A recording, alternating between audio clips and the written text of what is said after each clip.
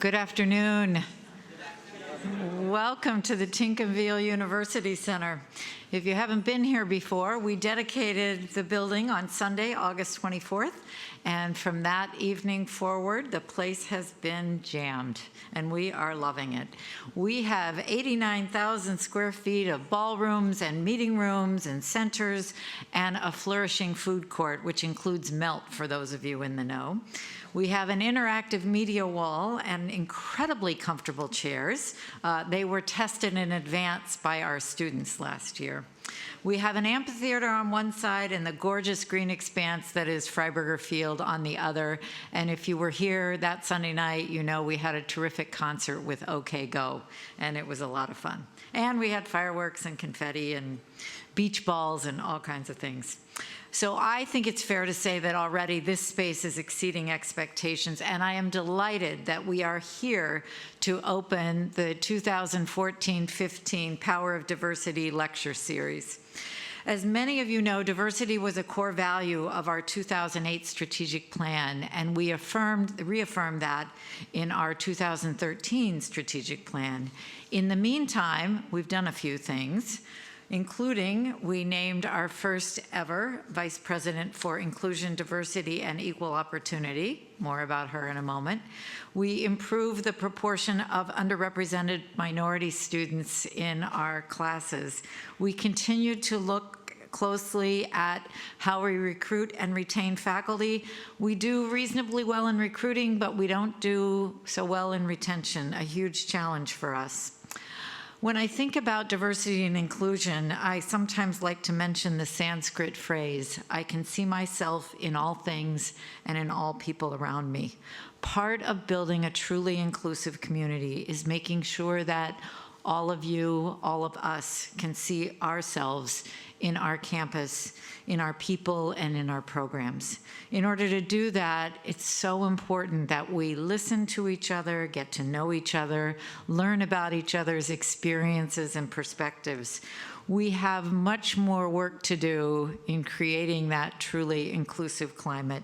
But one of the great advantages of programs like today's is the opportunity to bring to our campus someone who can help us work on diversity and inclusion.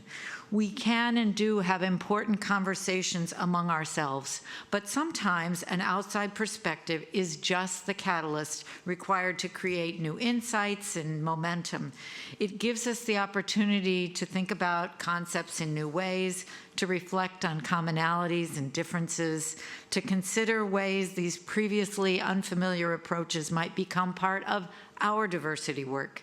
Today, as we listen and talk, as we engage with our speaker, we have the opportunity to reflect on the strengths and the shortcomings of what we already do, and that is an essential element of reaching our goal of building that truly inclusive community. And we also have an opportunity to think about and talk about some new ideas to create the climate we want. Within this context, our appearance today by Lehman Waugh could not be more timely. It is my great pleasure now to introduce our Vice President for Inclusion, Diversity, and Equal Opportunity, Dr. Marilyn Mobley. I am so proud of the leadership she brings to our campus every day. Many of the programs she's initiated here, like Train the Champion, have been award-winning. And she continues to look for new ways to enhance our campus climate. So this year, we launched with her leadership Diversity 360 and Sustained Dialogue, among other new initiatives. As the creator of the Power of Diversity series, which continues to contribute so much to our campus community, she is the perfect person to introduce today's speaker. Now, Dr. Marilyn Sanders Mobley.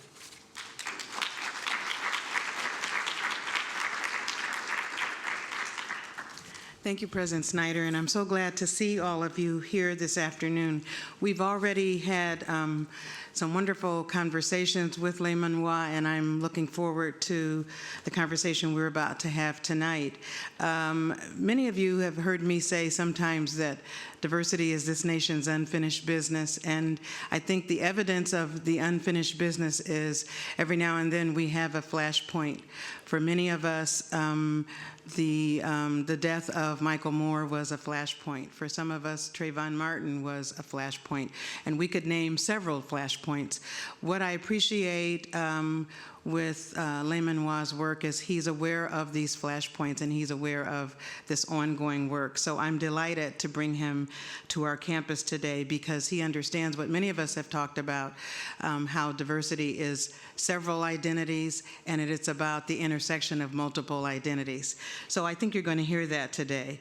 His films and teachings have had a significant impact on diversity and inclusion work and has served as a catalyst, as President Snyder just said, for many difficult but also necessary conversations in the classroom, as well as within corporate and various agencies. He has been involved in diversity work for more than 25 years, and his films have explored a number of critical race and diversity-related issues. His work is known internationally, and he is a renowned documentary filmmaker. Some of us know his film, Color of Fear, which is how I got introduced to him, and so I'm pleased that he may be mentioning that as well today. That film, Color of Fear, explored racism and race issues through the eyes of 8 men from diverse backgrounds. Layman-Wa also directed and produced the film Last Chance for Eden, a 3-part documentary on sexism and racism. His films have won numerous awards, and Oprah Winfrey once highlighted his life and work during a 1-hour television special. I hate I missed that.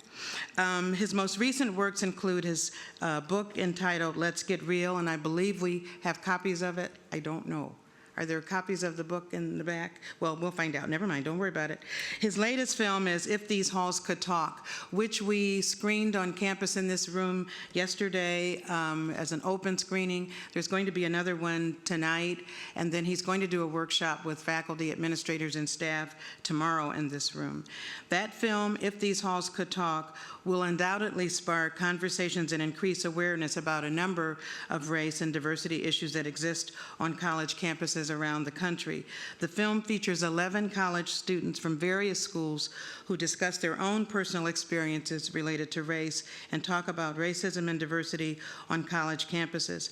And what we appreciate about the film is it also addresses issues of gender, and members of the LGBT community will also hear the ways it addresses LGBT issues. It is a wonderful, insightful film that is at times very raw and very emotional. We hosted that screening to a room full, and as I said, tonight at 7:30 will be another screening for it. He truly believes, and I think his work reflects this belief, that we as a country cannot continue to be separate and unequal without there being tremendous cost to each and every generation. He believes our survival and the future of current and future generations depends on all of us embracing our differences as we embrace our mutuality. And I appreciated in the conversation we just had with President Snyder, she said we need to have these kinds of conversations. So we're excited that he's here. Please join me in welcoming Layman-Wa.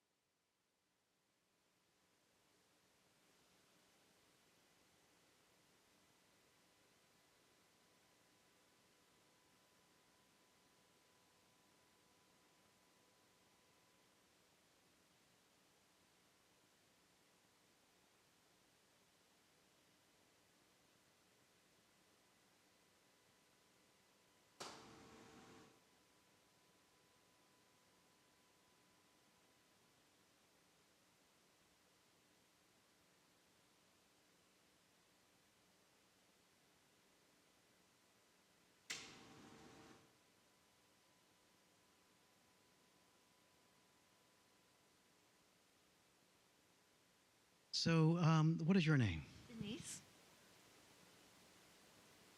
Thank you. And your name? Say it again. Sarayut. Sir, could you tell me what was it like when I walked around like that? White. What? Quiet. Very observant. What was it like for you?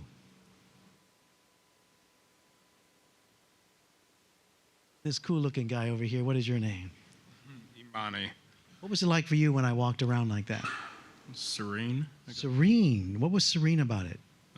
Just nice to sit in the quiet. I was looking forward to seeing what you were going to do first. Yeah. So you got to see it, huh? Yeah. And what was it like for you?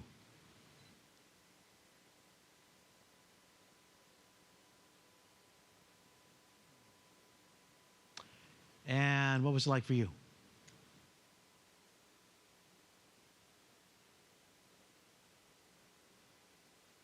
I met you earlier. Your name again is? Randy? Oh, still Randy. So, Randy, what was it like for you when I walked around the room? Sense of purpose and presence. Sense of purpose and presence. Ooh, I didn't know I was so profound. And what was it like for you?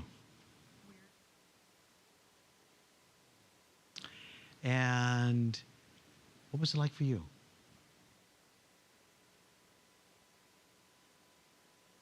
And this gentleman over here. Your name is? Mark. Hey, Mark. So, Mark, what was it like for you? Being that I've seen the film, I would say anxiety, tension of the unknown. Ooh. Color fear before. So here's the tension of the unknown when I walk around.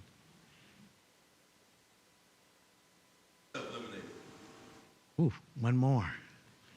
That's subliminal. You know, those Asians, they're subliminal, you know. Okay. So some of you who believe in social justice and gender issues and things like that, raise your hand. Okay. Now, what I'd like to ask you is, what did you notice when I went around the room? What did you notice? Some people looked away. What else did you notice? What did you appreciate about what I did when I walked around? Looking at the whole aisle when I was walking. What did you appreciate when I walked around? Engaging individuals, huh? How many of you noticed I was engaging different folks? Raise your hand. How many of you appreciated that? You better say that, huh? So what if I told you that for the past 7 minutes, I have been purposefully and consciously practicing sexism?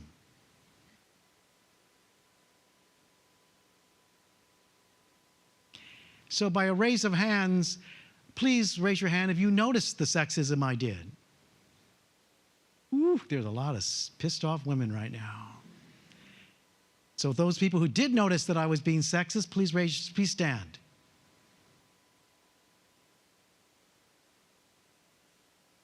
The rest of you are going, I didn't notice anything. So let's find out. Let's start with you. Your name is? Brianni. Brianni, what was one thing you noticed that I did was sexist? Oh, I'm standing for noticing? Yes. Oh, I didn't notice. Oh. All right, so take a look at the people who did notice. And your name is? Fatima? Fatima, what is one thing you saw me do that was sexist? I felt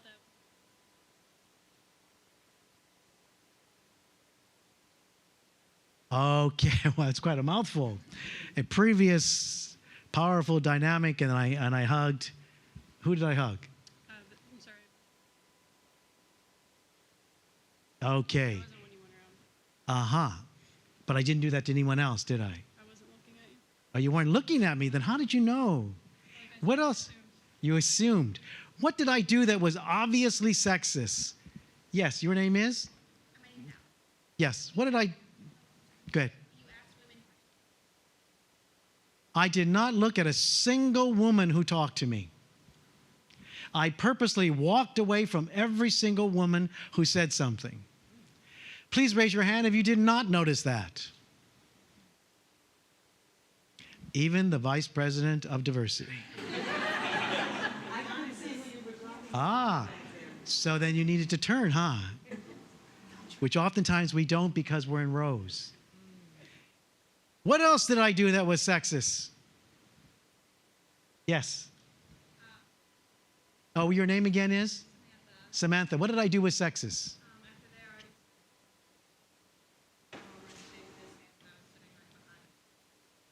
All right, I shook his hand. I didn't shake yours. What else did I do that was sexist? Yes.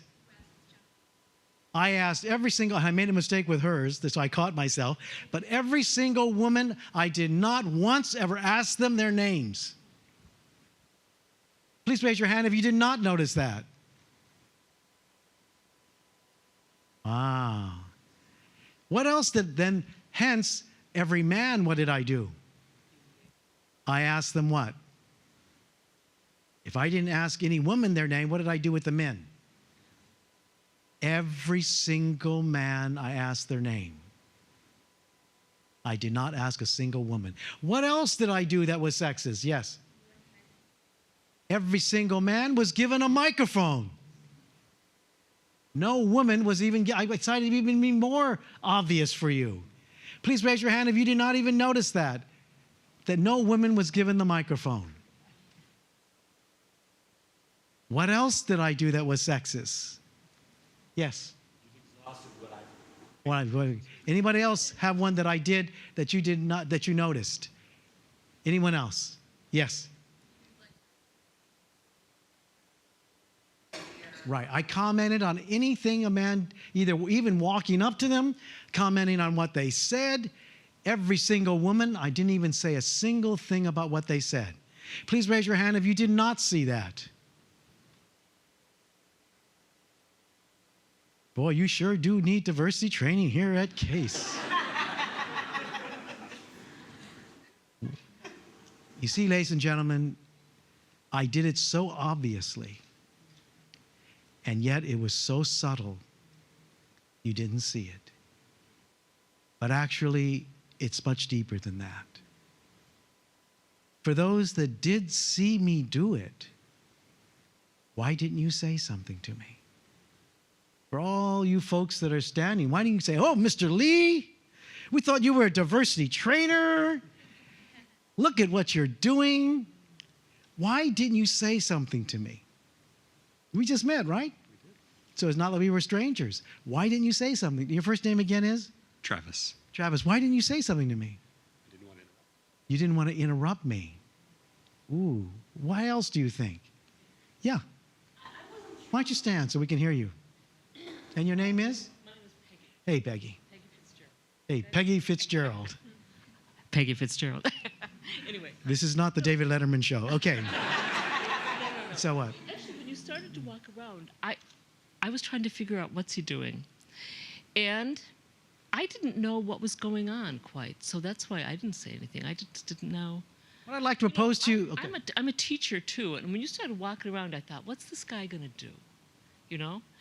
And so I was kind of curious, but I didn't catch on to it. So Yeah. that's why I didn't say anything. Because you see, ladies and gentlemen, you're coming to a diversity workshop. I do something totally different, and you're suspicious. I'm not suspicious. Curious. Uh-huh. How many of you were expecting me to talk up front? Raise your hand. Oh, and work on those PowerPoints. But ladies and gentlemen, what I want you to hear also here is that discrimination is such that when it happens, it surprises you. Sometimes it shocks you. And maybe in some cases, it's like, what's new?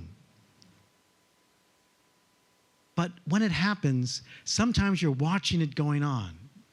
How many of you know what I'm talking? And going, oh my God, here it is. And by the time you're ready to say something, the moment has passed. Raise your hand if you know exactly what I'm talking about. And people wonder why you haven't said anything. It's when that congressman said to the President of the United States at the State of the Union message, you lie. And not even John L. Lewis, who walked next to Martin Luther King, not even he said something. Because you see, I could guarantee you, he probably went like this. And all over America, for a $1,000 certificate, Please tell me, when that congressman yelled out to the President of the United States for the first time in the history of this country, "You lie," what did the President of the United States say back? For a $1,000 certificate. And only raise your hand if you know. Ladies and gentlemen, not one person in America, since I've asked that question, has an answer to it, except this woman here. So don't guess. Would you please stand? What did he say? No. You see, ladies and gentlemen, even when the President of the United States was confronted with that, even he did not know as a black man. What he said was, "I did not." For the next 32 minutes, he read his State of the Union message, and not a single person in America remembers what he said. And as he read his speech for 32 minutes to the man who said it to him, he was sitting there tweeting on his cell phone and laughing. How many of you believe it was probably one of the hardest moments of his life as he continued? Raise your hand. And when we saw him going through that, how many of you wrote a letter to President Barack Obama to share with him how you felt about what happened?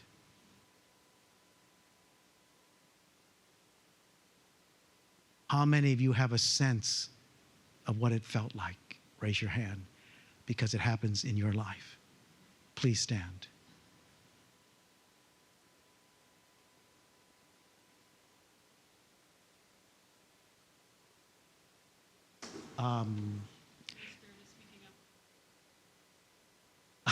Okay, I actually want to continue getting the impetus of this to keep going. So the question I want to ask you as we're doing this is, what kept you from saying something when I was sexist? What kept you from doing it? Not that I think you should have done it. What I meant is, what kept you from saying something? Yes. I think it's, I noticed it, number one, because I'm just.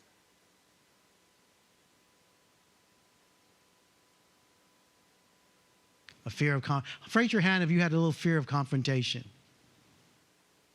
Anybody else? What kept you from saying something to me? Yes.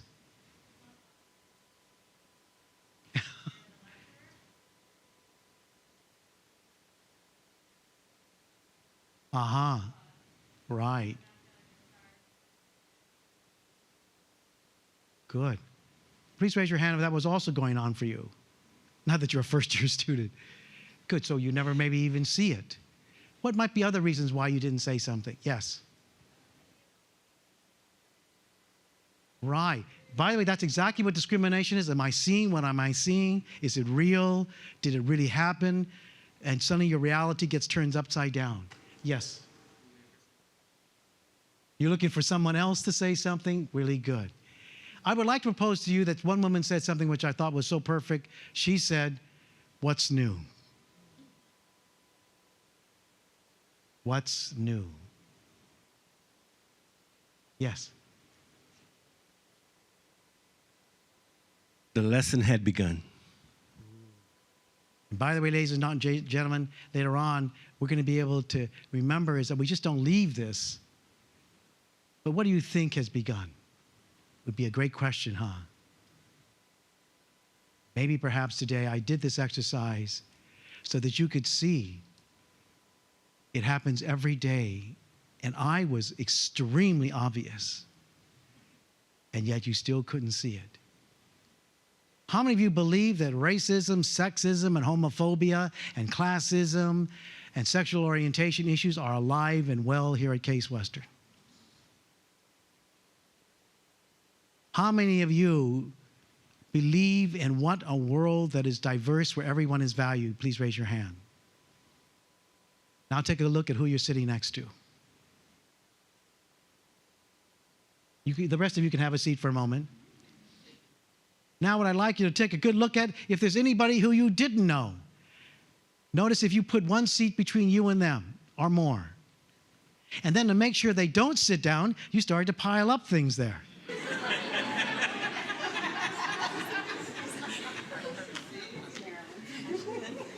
And then we all hope that somehow the world that is outside of our own will go like this.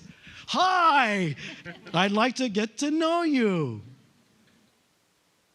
Isn't that silly? And you're hoping somehow that maybe with a film today, that it will change your life. The truth of it is, ladies and gentlemen, we had the national conversation on race and not one single person talked to each other, just to a panel. Ferguson decided to have a dialogue on race, and they talked to a panel. The truth of it is, ladies and gentlemen, that diversity requires this. It requires sitting down and having a relationship. It requires moving one seat over. It requires noticing who you're scared to sit next to. You will never see the rest of the world sitting where you are. I do not believe that this room is multicultural. I think it's multiracial. Multicultural means that you value my culture, you know about my culture, and it becomes part of your life too, and you value it. It is not enough to celebrate it, tolerate culture, or to eat it, wear it, dance to it. That's not knowing someone. That's the fun part. The real part is when you and I talk about how our worlds are different and how it affects both of us. How your life could be very different from mine. And how you may play a part of my oppression and I may play a part of yours. And to women and to gays and to people who are poor and to people who are immigrants in this country, how our lives are different. When we talk about that, when we talk about what happens in Ferguson is happening every single hour.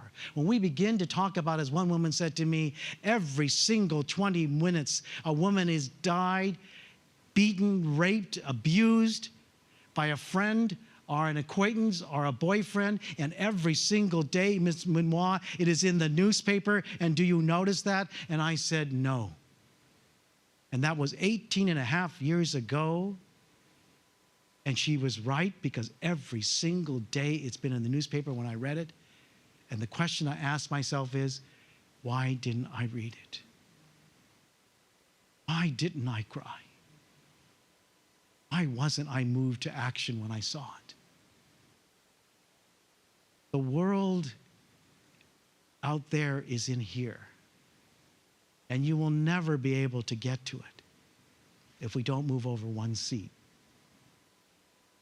So, ladies and gentlemen, I'm going to do a keynote unlike you have ever seen. I'm going to do one without words. Everybody please stand. Everybody on this side, take a look at all your friends over here. Everybody on this side, take a look at all your friends over here. By the way, I did notice you raised your hand, just to let you know. Now, take a good look at each other. I want you to look at your classrooms. I want you to, when you go out in the world today to work, I want you to take a look at the administration, the staff, the people that are at this college, and every single day from this day on, I want you to notice who is here and who is not here. I want you to look at the chart that we put in every one of our schools that say anybody can become the President of the United States if you have the skills, you have the education, or whatever that might take to become the President of the United States, and notice who is not on that chart. How many of you were proud and excited when we had a black president? Raise your hand. How many of you were excited when you found out he was the 6th black president of the United States? How many did you not know who the other 5 presidents are? Raise your hand. You did not know who they are. How many of you would like to know who the other 5 presidents are? Well, you should buy my book that's up here. But the truth of it is, ladies and gentlemen, let me share with you what you have been taught about democracy. All of those 5 other presidents are dead. Please raise your hand if you believe they told the American people that they were black, they would have been elected. Take a good look at every one of your hands. You see, ladies and gentlemen, it wasn't true. Until we allow that to happen, to bring out your ethnicity, your sexual orientation, your religion, your being poor or rich or with a disability, that until we begin to have all of those and women on that presidential picture, we have not yet arrived. And until you move over one seat, you might as well be a million miles apart from each other. So today, what you're going to do is you're going to pair it with somebody who you don't know and who's different than you. Now, you can make up whatever difference that might be. And you could also trick me. You could say maybe like this: Mary, we ain't moving, we got good seats. Okay? And you know something? That's what we do.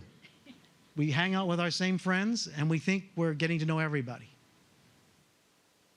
I would like you to model for this next generation and for yours to take a chance and walk across a room. Pair it with somebody who you don't know, who even maybe somebody who you might be scared to walk up to, have always wanted to meet. What would that be like? And today you're going to do it. And one thing you need to know about this exercise is you're going to do it without saying a single word. And for some of you, that's going to be really hard. For those of you with authority issues, you'll do whatever you want. But what I'd like you to do is to try out today, what would it be like to be quiet and pick someone just with your eyes? Now, I know some of you are going to play a pattern, and that is, I never get picked, and so you're not going to move. You're going to wait for somebody to pick you. What I'd like you to do is take a chance today. Step out. And one thing you're going to learn about this exercise is, if you want to get the right person, you better move fast. Ready? No words at all. Oh, look at her. She's all ready to go. Ready? Begin. Go around the room. Pick someone that you don't know and who's different than you. Someone you don't know, and then sit down next to them. Turn your chair and face them. Turn your total chair and totally turn around and face them. Don't say a word to them yet. Raise your hand if you don't have a partner. Keep it up until you get a partner. Keep it up if you don't have a partner. Sometimes people are right in front of you and you're still not picking them. Now, make sure you're an arm's length away from another pair. An arm's length away from another pair. Do you have a partner? Oh, good. Okay. I thought he was invisible. Okay. Now, no 45-degree angles. Take your chair out of the row and turn and face your partner. Turn that chair around. Okay. Now, take a good look at your partner. I don't know how, my newest film, the students talk about walking into a classroom like this. And everybody looking at that other person from their cliques. Going into the lunchroom, noticing everybody in ethnic groups or their little cliques. Nobody going, hey, come on over here. And I love it when the students said the way they walk into classrooms is, the teacher does like this. I hope you'll all get along. Okay, now turn to page 44. So, ladies and gentlemen, today, and by the way, have you ever gone to a mall and you're kind of checking out groups like this? Or maybe you look at them when they're not looking? So today, ladies and gentlemen, I'm going to give you permission to check your partner out. So what I want you to do is I want you to look at their shoes, look at their pants, look at their dress, skirts, take a look at their earrings, hair, nose. Really take a good look. Oh, he's taking his hat off. He wants you to see his fine hair. So take a good look. I'm giving you permission to really look at them. Instead of maybe doing it like this. Martha, come over here, look. Oh my God, that's a big Asian family moving next door. Woo. What are they cooking next door? Ooh, what is that funny smell? Oh my God, this Chinese family has a dog. I wonder if they're going to eat it.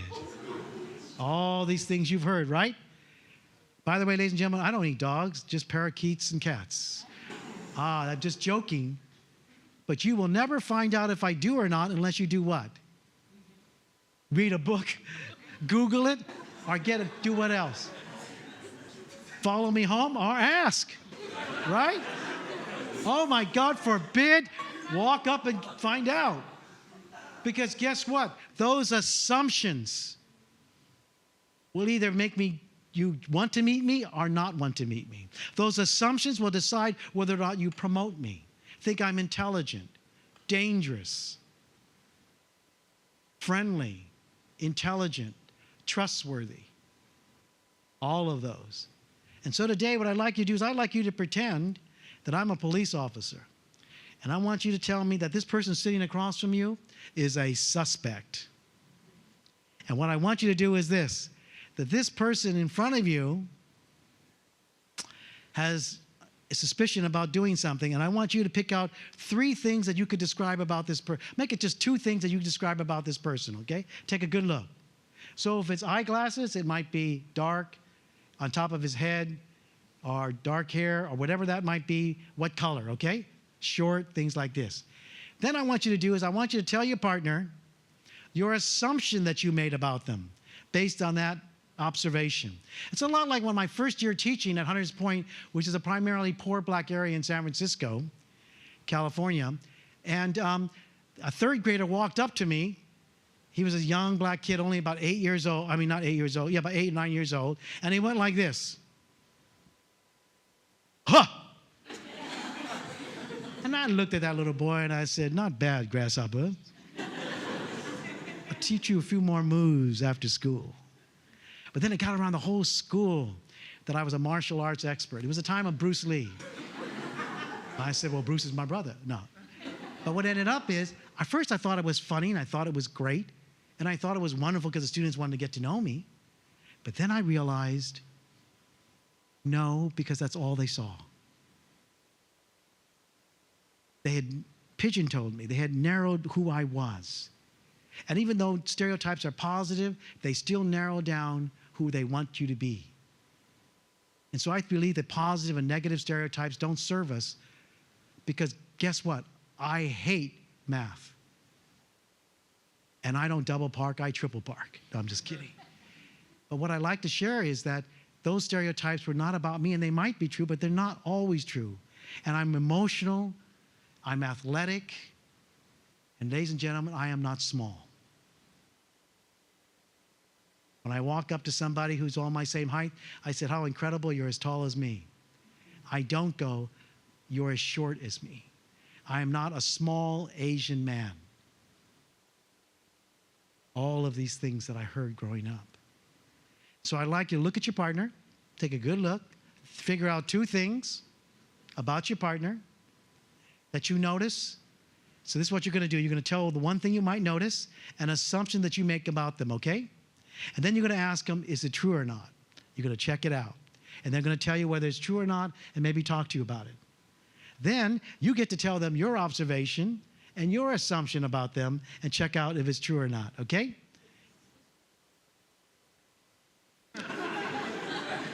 I want you to turn your suspicion to curiosity. Okay?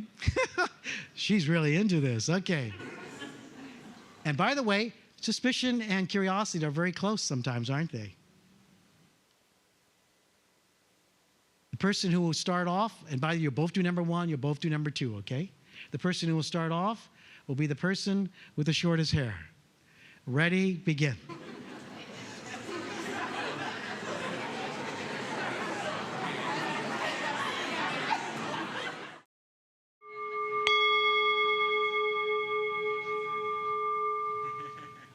Anybody know what this is?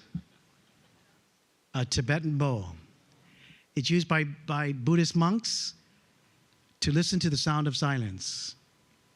So that's how Simon & Garfunkel got that title. Also, when I used it for 25 years, many corporations now use this bell. It saved my voice when I was teaching for 25 years junior high, just ringing this bell. I remember people used to ask me, how'd you get your kids to come in during lunch, running to your class after all the hormones and all of their sugar?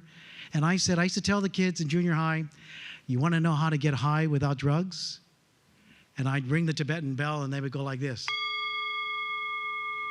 Oh, Mr. Lee, this is really good. But more than that is, I wanted to bring culture in the room so they could see it. Something that was useful. By the way, in a Tibetan bell, when you ring it, you don't hit it fast because that's very sacrilege. The other thing is, if you drop a Tibetan bowl on concrete, it will never ring again. Oh, you're so gullible. Okay, here we go.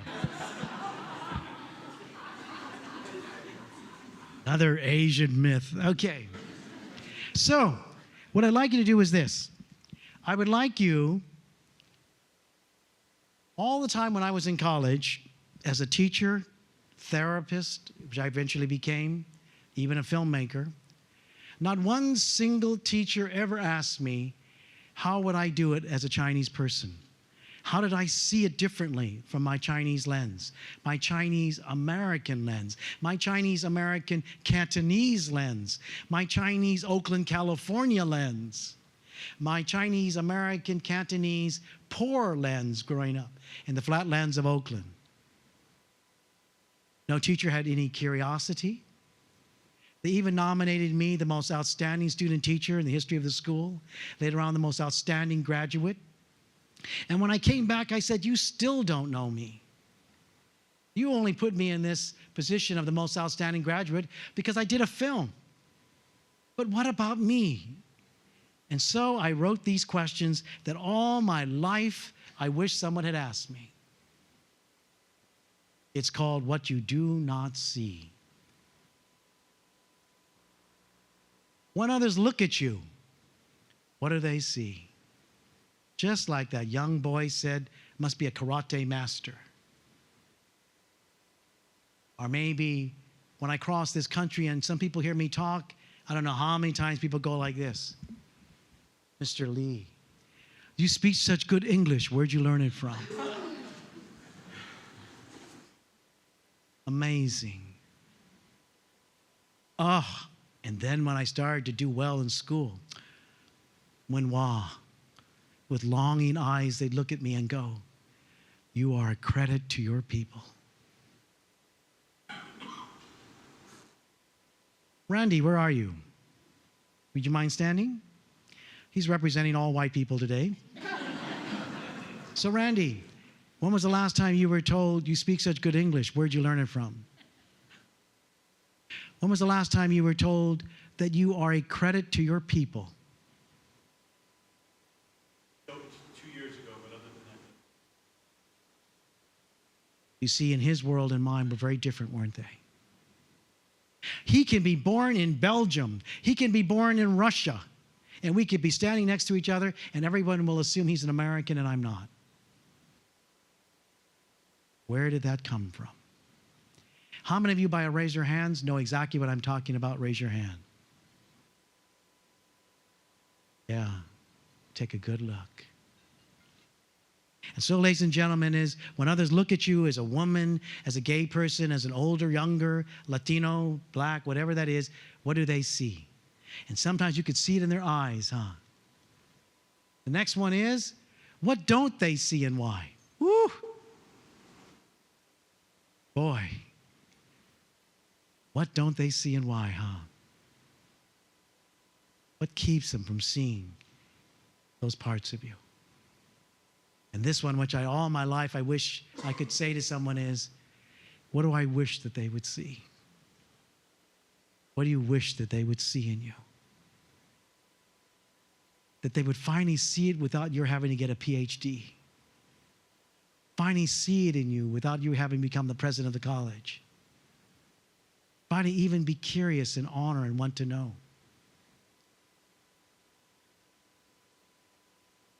We don't even want it. We're scared out of our minds to even ask this president, what was it like growing up to be black? I can hardly wait for his biography after he finishes being the president. All the things he couldn't say. And the next one is, if others wanted to see the real you, what do you want or need from them for that to happen? If they really wanted to get to know you, huh? Naomi and I met each other today. All I asked her was her reaction to a film. And then we got deeper, didn't we? And just as we finished, just for less than 6 minutes together, she was almost in tears. I could see it. But every one of my questions was about getting to know you more, wasn't it? Were you going to take the time to truly get to know someone? And I looked at her and I said, you've only been here for 1 year, and you look so tired already. And that's when her tears started to come. The question isn't just that it's been a long day. What were you like when you first came? What are you like today? What happened in that journey? And what would it take to give you hope again? And that's why that last question is so important, isn't it? The person who's going to answer these questions will be the person this time with the longest hair. You will get 5 full minutes. The other person is not going to ask you any questions, is not going to say anything, is not going to laugh or take notes. They're just going to listen to you. They're going to be very present with you, okay? So the person with the longest hair will answer these questions, okay? Ready? And you're going to answer them honestly. Ready? Begin.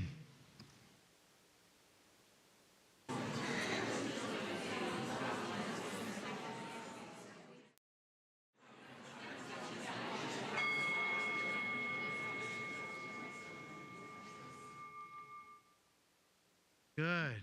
Now, if you were the listener, turn and face your partner. And the speaker, look at each other. Don't look at me. Don't look at me. Now, if you're the listener, I'd like you to think of 2 or 3 things your partner said that was important to them. Not what was important to you, but what was important to them. I want you to use their first name. So it might go, so Mary, I was really moved, or I was really touched when you said, and by the way, each of you, when you came in here, got a set of a little card. Would you hold that orange card up, please? Please raise your hand if you have it. It's on the floor. Your green one's on the floor. And look at the part that says the art of mindful inquiry. And on that card are all the questions you could ask. Number 1, what I heard you say. By the way, the fastest way to make a connection with somebody is to tell them back what you heard. Can you hear that? So what I heard you say was, and whatever one you pick out, if you can get them to keep on talking, whoo, you're good.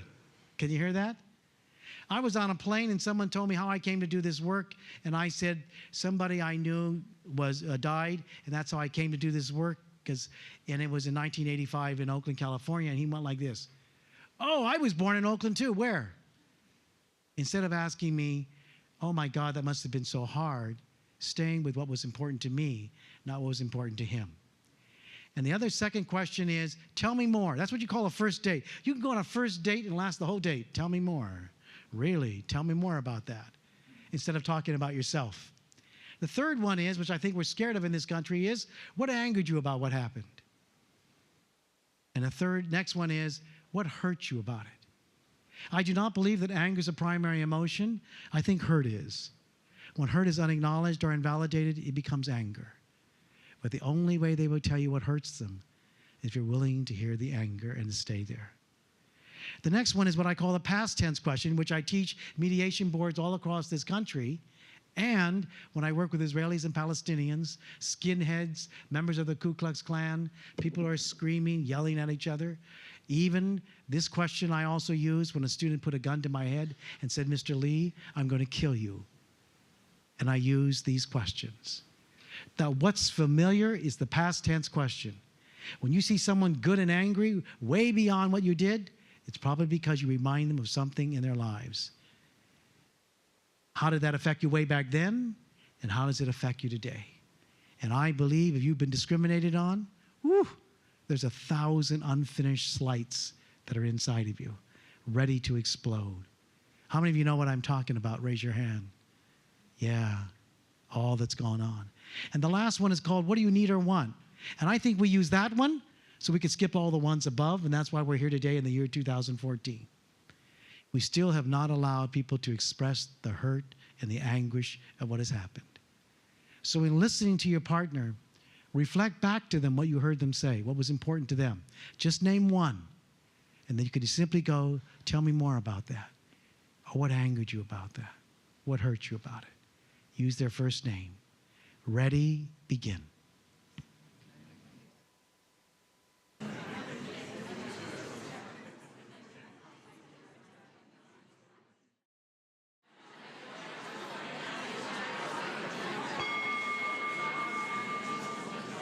Okay, just notice when it stopped, like it's to stop talking when you want to keep going. And by the way, I didn't mean for you to tell your whole life here, okay? How many of you felt like your partner was a good listener? You better say that, huh? So what made your partner a good listener? Anybody, what made your partner a good listener? Yes. She made eye contact with me, and she nodded as I was saying things, and she smiled. And she hates it that we're all looking at her now. And by the way, she is very observant. I could tell you that. Yeah. Notice that eye contact is very important. By the way, not every culture likes you to look them in the eye. And by the way, I wrote a thing, if you go onto my website, I wrote a new thing about what happens when someone looks away from you. So you're wondering, is it my breath? Is it my deodorant? Maybe they don't like me. And so I have one that you'll get to see on mine. You don't have to write it down. It says, I noticed you looked away when we were talking. I wonder if it was cultural or personal. And I want to know because I want to stay connected and for us to get to know each other. You see how that holds in that there's nothing wrong with them, but it comes from curiosity. And then you also tell them why you want to know because you could stay connected. So do go on my website and take a good look at that one. What else? What else made your partner a good listener? He heard what I didn't say. How profound. He heard what he didn't say. He's going to make a fine teacher and therapist someday. And that's a gift, everyone, to notice what they aren't saying. And by the way, all throughout today, that's exactly what I said when I was working with the faculty. Does anybody notice what they didn't say? It was sitting in the room. Yes. Over here, what made your partner a good listener?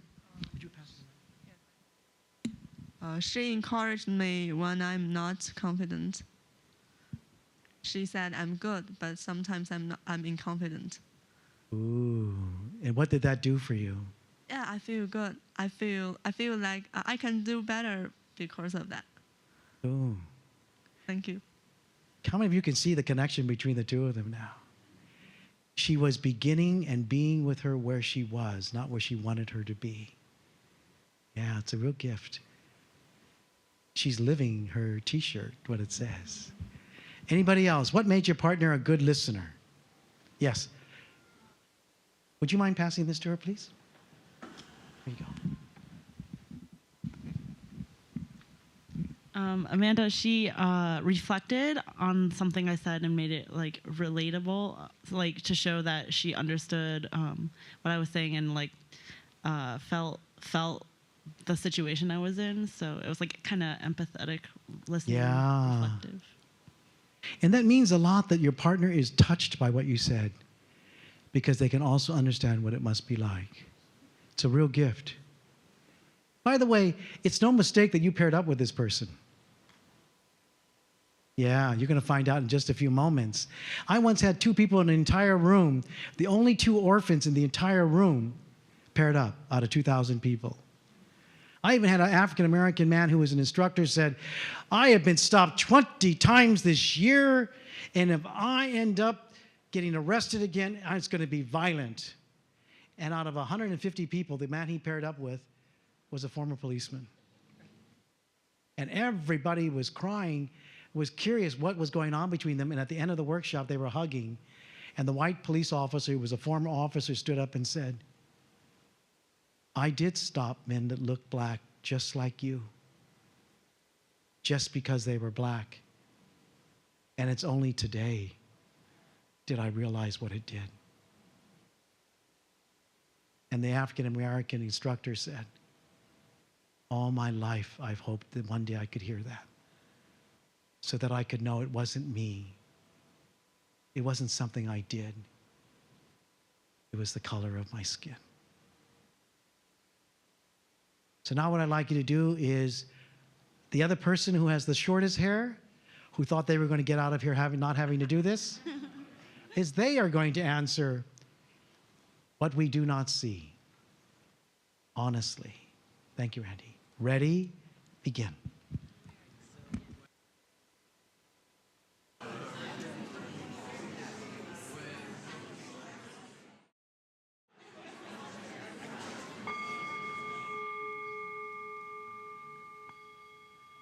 Okay, now, if you're the listener, look back at your partner. Don't look at me. Now, you're going to think of 2 or 3 things your partner said that was important to them, not what was important to you. And also, remember, I gave you a whole set of questions.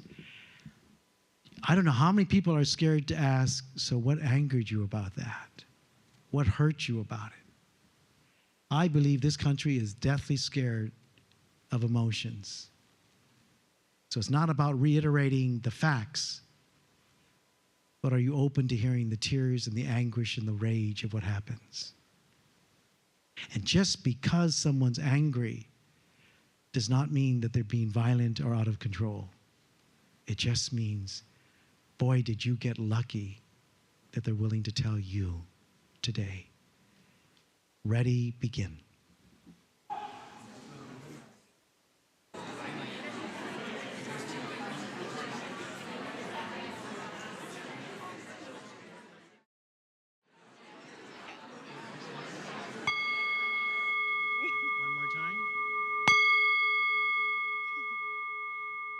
This is, your name again is? Satvika. Satvika is my newest Buddhist intern. What she doesn't know is at the end of the workshop, we will be shaving her hair. Okay. Let's give her a hand. All right, once again, how many of you thought your partner was a good listener? Ooh, what made your partner a good listener? What made your partner, yes?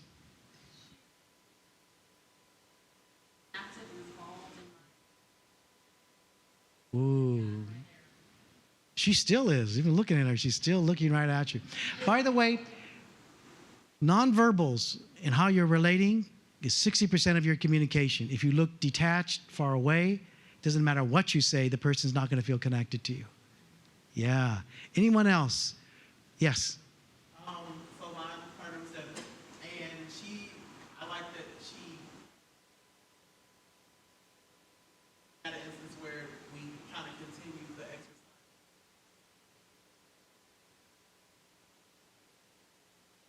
Not something that she didn't want.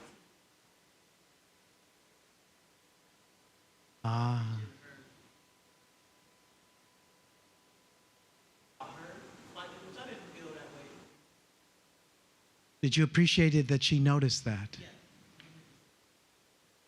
Take a good look at it from them, everyone. See, it isn't just that she said she was sorry, but about what? When people tell me I'm really sorry, I go, sorry about what? I really understand what you're going through. What do you understand? Those are harder, isn't it? Because sometimes I think we say we're sorry so they get out of the room. You ever hear this one? Let's just agree to be different. What that means is we are never going to talk again. The hard one is we're going to stay in the room so I can hear you and you can hear me. That's the hard work, isn't it? Anybody else? What made your partner a good listener? Yes. What made Misty a good listener is that she combined things that I spoke about, and then she asked the right question. Ooh, you're going to make a fine therapist someday.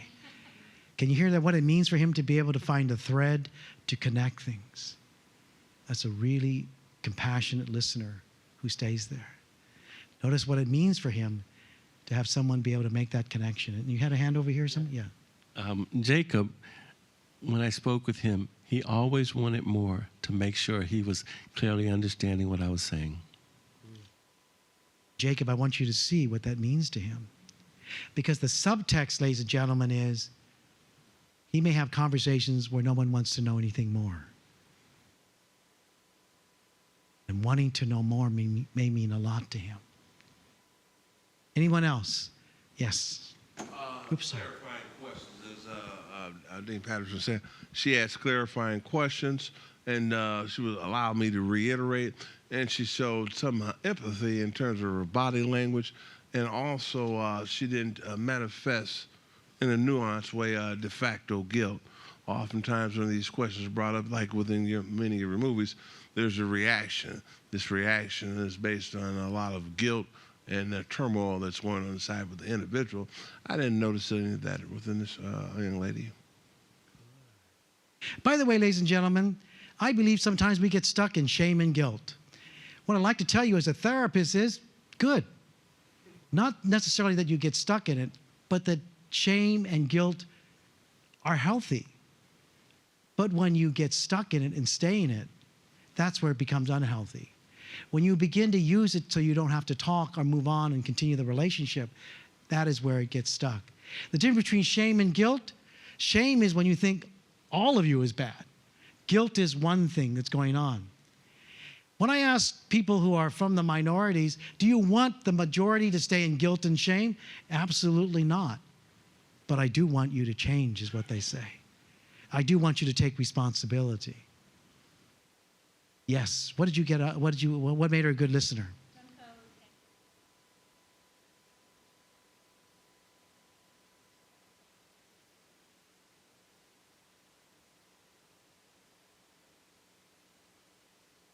I wanted the real, what made her a great listener is that when I told her what I wanted others to see in me, she teared up. I talked about some really deep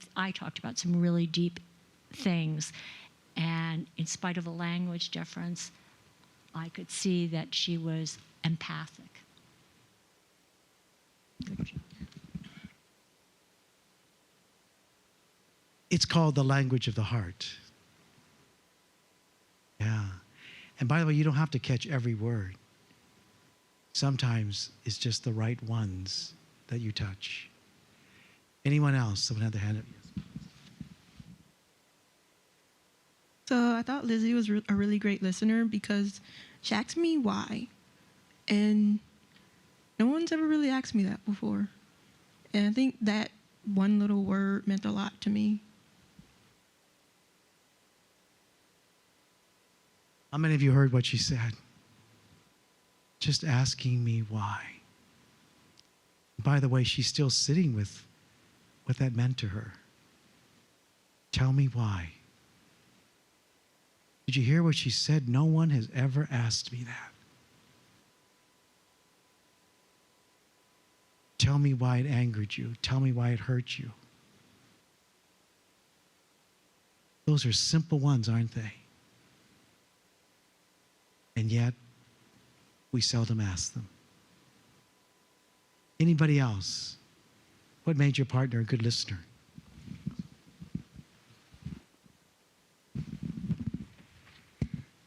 So Kristen is a really good listener because I have a tendency when I'm talking with people to look down and away. And every time that I looked back up, she was looking right at me.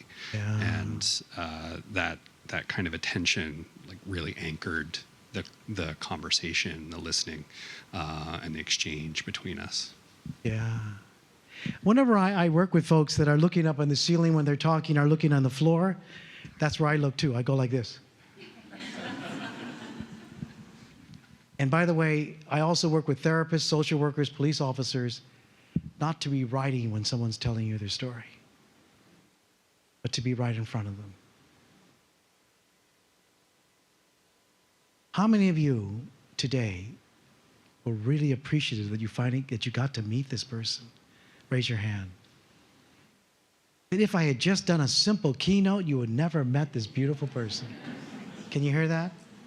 How many of you today would be willing to hang out and spend some time with this person? Raise your hand. You better say that, huh? That today you could get their email addresses, You could find out where they are on this campus and stay connected. You can even go into their neighborhoods. Not just share a meal, but actually have stories and share about this is just the tip of the iceberg of their lives. You see, when I taught special ed, a lot of the students would come up to my room and go, particularly students of color, and go, "We want to be in your class." I said, "You're not even special ed." No, we heard you're a really good teacher. And I said, "How do you know I'm a good teacher?" And the students would say, "Because, Mr. Lee, as we look in your room when you're gone, at lunch and after school, we walk into your room, and we see all the pictures of your friends, and they look like us. But one more thing, Mr. Lee, is you're the only teacher that eats lunch with all the kids when it's not even your supervision day. And one thing more, Mr. Lee, is we see you after school pile all the kids in your little Volkswagen and you bring them up the hill and treat them to drinks. That's why we want to be in your class." No. And by the way, in my second year of teaching, my first year of teaching, a student walked up to me and said, "Mr. Lee, you're a racist." And I said, "Really? Tell me more." And he said, "Mr. Lee, you have a telephone in your room." I said, "Yeah." "Well, when kids are bad, you call our parents." I said, "Yes." And they said, "Well, we noticed that when you have Asian kids, you give them 3 warnings. When you have black kids, you give them 2. And I said, "I never noticed that. I think it's because when I was growing up, I was told that black kids act out more than Asian kids. And you know something? I think it entered into the way I saw you. And I'm going to look at that. And you Asian kids, why didn't you say anything?" And they looked at me and they said, "Well, we thought you liked us better." I said, "Well, things are changing." And then it got around the whole school that Mr. Lee said he was a racist, he owned it, and he did something about it. You see, ladies and gentlemen, I owned it, took responsibility, and I changed. Today, none of you died talking about what people don't see. And I encourage you from here on, in your classes, say, can we talk to each other? Can we get to know each other? Let's go have lunch together so we can get to know each other. Let's go around the room as I did today with the faculty. And as they said to me, as I had lunch with the faculty today, or some of them, they said, each member is going to go around and tell you what they do. And I said, no. I want each faculty member not to tell me what they do. I want you to tell me one thing that's important about you, that you would like me to know about you. Oh, by the time we finished, people were so moved how it was so different. Why? Because all of my life, I wanted someone to ask me that too. Tell me one thing about yourself that is special about you. Not my position, not my fame, but who I was. And today, ladies and gentlemen, you got to be seen. You got to be valued. And you made a new friend. And may you continue to have that journey with each other. And to me, that is what it means to say that the world is all around us. I thank you.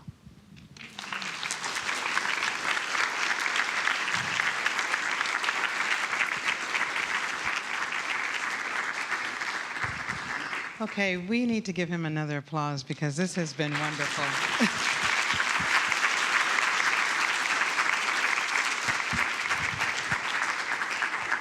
I knew that what you would do with us would be different. I knew that I would be grateful for it. And I'm mainly glad that even though President Snyder couldn't stay till the very end, that she was here and got to see a different kind of Power of Diversity lecture. So I thank you for that. I have a gift for you.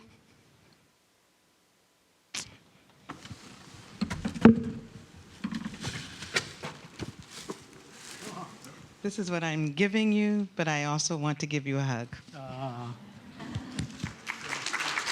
And that's the best gift. And before I forget, 2 people have won the film. is a blank paper. One person wrote Jackie. Didn't put a last name? Good. Why don't you come on up? Put your last name too. And the next person who won is Sylvia.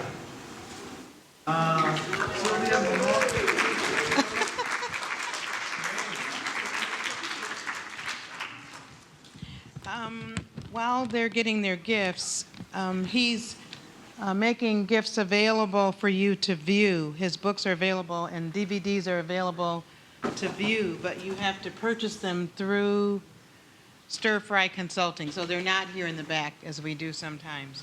But there is a discount, am I correct? There's a 50% off. And also, if you find that you can't afford even the 50% off, simply call our company and you could offer us your first one. One woman said you could have them, but no, we will work with you so that you can't afford it. The most important thing is that you use it. Okay, so there will be cookies and punch in the back, right outside the door. We thank you all for coming and have a good semester. Everybody, I had one last thing to ask of you. Just to let you know, how many of you enjoyed today? Raise your hand. How many of you would like to imagine ever doing this around the world, doing diversity training? We have a certification program for the very first time. It started last October. By the way, when you see my film tonight, half the cast is becoming certified to do this all over the country and the world. This was my last film in 20 years. This is my last one. I'm going to be starting a new thing around the country, town hall meetings. One of them is going to begin in Ferguson, Missouri, in which we are going to show my film. It's called A National Conversation on Race. People are going to watch my films. They're going to pair up with people in groups of 10, and then they're going to be asked to have all 10 people meet in their homes once a month for 1 year to have this dialogue. Why do I want them to meet once a month for 1 year? Because not to do it because someone got killed or murdered or shot somebody, but to bring the world into our homes so our children can see us having peaceful conversations, so we can get to know each other. And so if you would like to be part of that, we have a certification program. It's a sliding scale. I need young people to be in this film. I need faculty members and staff folks to be in it. I want to have one in every city in this country so we can let people know that we can change the course of this country. Each of us can make a difference. President Barack Obama was absolutely right. I cannot do it by myself. You alone can change the world when you decide to and make that choice each and every day of your lives. Thank you, everyone.